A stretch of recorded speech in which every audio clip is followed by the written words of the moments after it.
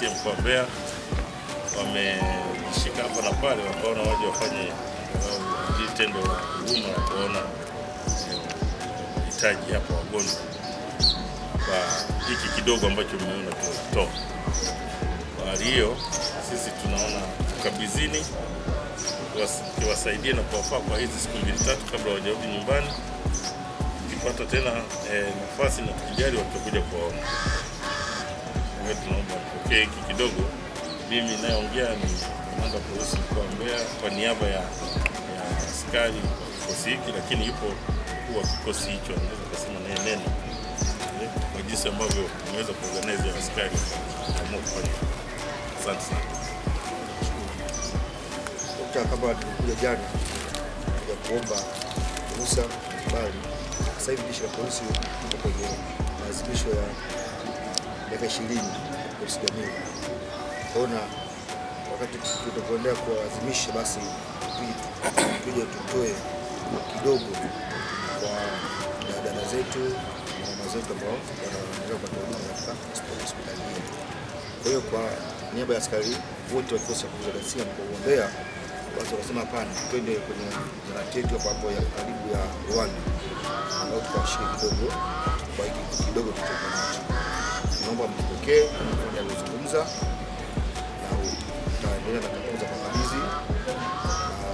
Vinginevyo basi sisi tunaendelea kutoa shukrani kwanza kwa uongozi wa wiki kwa kupokea kwa ruhusa ya kuja kutoa msaada huu.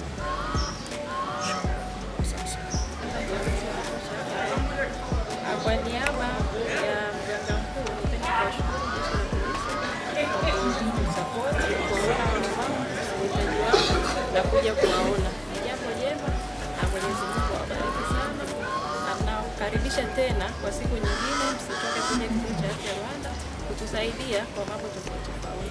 Kwa haya naomba niwashukuru sana na niwakaribisha.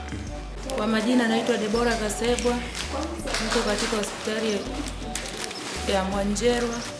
Jeshi la polisi limetutembelea, wametupa msaada. Tunashukuru, Mungu awabariki.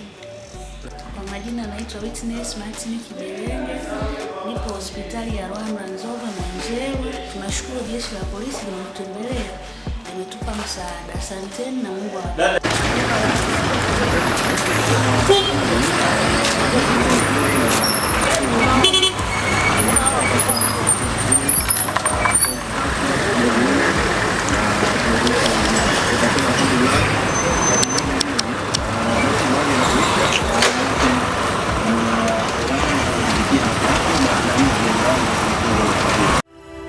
Asante kwa kuifuatilia Baharia TV. Usisahau kulike, kusubscribe, kucomment na kushare.